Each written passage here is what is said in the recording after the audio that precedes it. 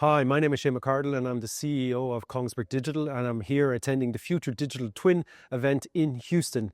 With me on the couch is Lisa Williams. Lisa, welcome. Thank you. Thank you, Shane.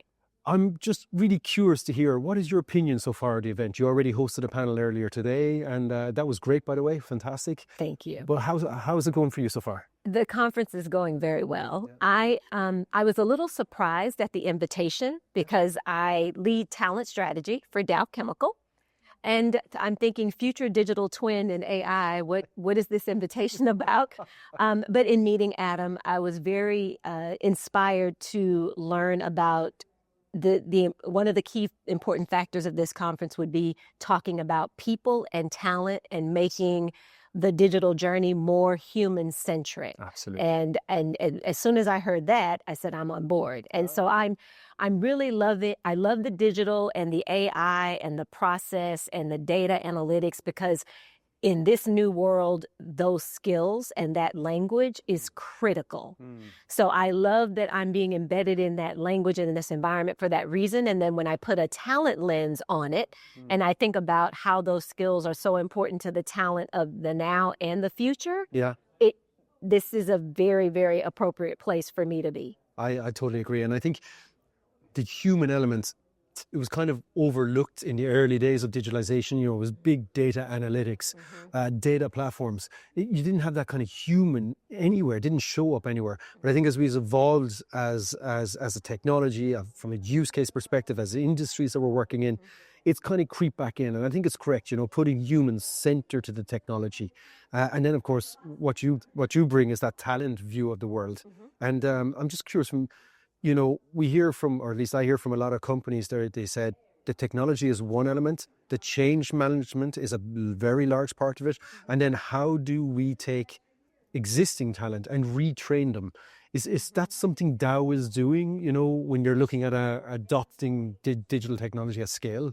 Absolutely. So we started a change management organization within our function, M&E operations, and within our company.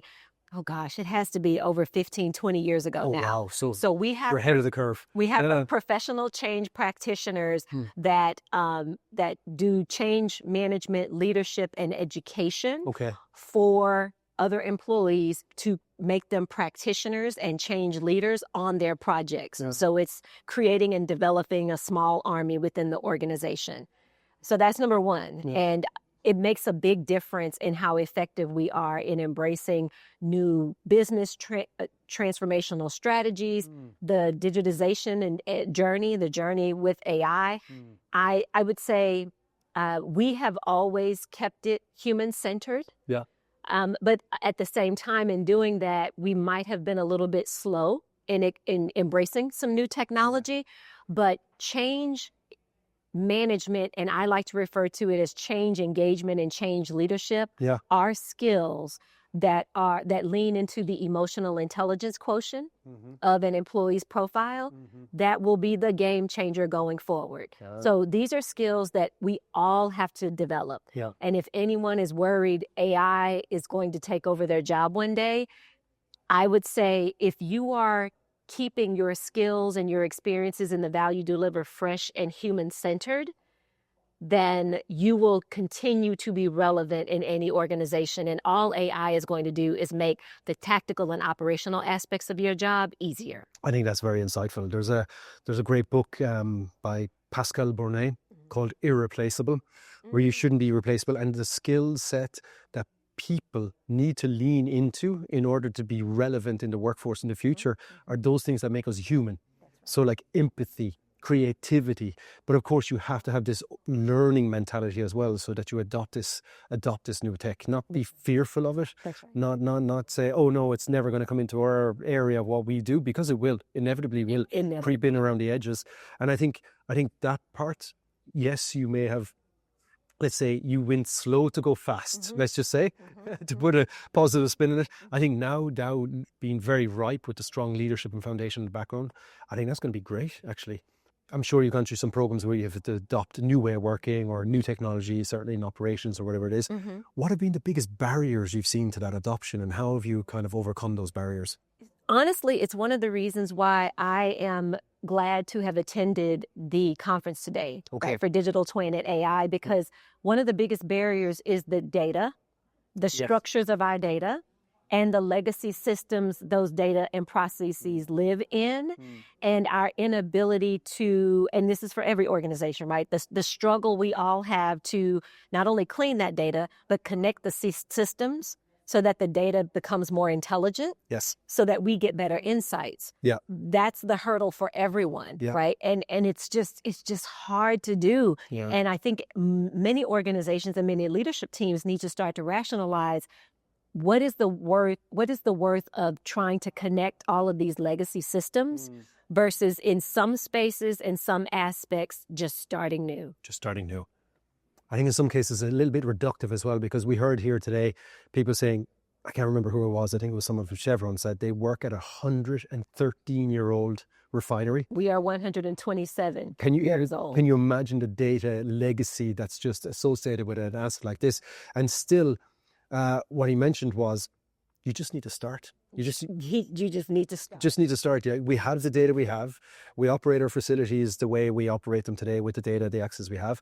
And I believe it was Mike from Exxon that said, but remember, the data we have is the lowest level of data that allows us to operate and maintain these assets. That's right. Just by getting this data into a very simple format, making it accessible to people, you're already lifting. We're already stepping up on the capabilities that's within the people. Absolutely. But just before we go, just one example of how, I'd love to hear how you and your team, from a change management perspective, talent management and engagement, have been able to overcome some reticence or some hesitancy in changing. Be great if you had an AI story, but if you don't, any technology would be interesting. Actually, I might have an AI story. Ooh, so very interesting for everyone. Yes. So in Dow, in the last year, we have adopted Copilot, right, as our enabling technology for AI and all the things. Yeah. And a few years ago, it was Teams, right? And it was just learning to connect and collaborate over Teams. But I attended an AI learning session, like using your office tools at minimum and the Teams environment, and all the different ways that Copilot can help you summarize your emails and draft emails and your meetings and manage your calendar and find openings and all these things. It's just, yet last week I created a safety presentation for a team meeting that I was going to launch. It was 10 slides, completely relevant information in 30 seconds. Oh, in 30 seconds. 10 slides in 30 seconds. How long would that have taken you without the... It would have taken me at least a couple of hours, just of, starting it and leaving. So just the enabling elements of whatever your company or organization is doing, if you are embracing and using AI, even in the most fundamental places like your office suite, if there is a course available to go and take and learn, do it. Absolutely do it. After 1 hour, I left the course. I'd learned 10 new apps, whiteboarding, all sorts of things.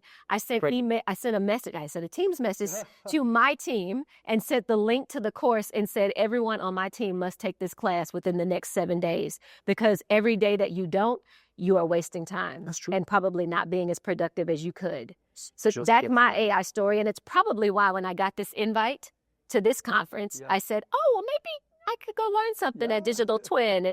And I'm so glad I did. We're delighted that you joined. Fantastic session area today. Thank you for joining us here on the couch. Thank you for the story. That was very interesting. And you're right, just use it. And we have these tools at our fingertips and we're just not taking advantage of them. And we can't afford to do that. We can't afford to do that anymore. And even just using for 5-10 minutes a day, just put down your calendar. It's gonna lift you and your skill set. That's right. Thank you so much, Lisa. Thank you, Shane. Thank you for being here. And thank you to everyone here to joining us.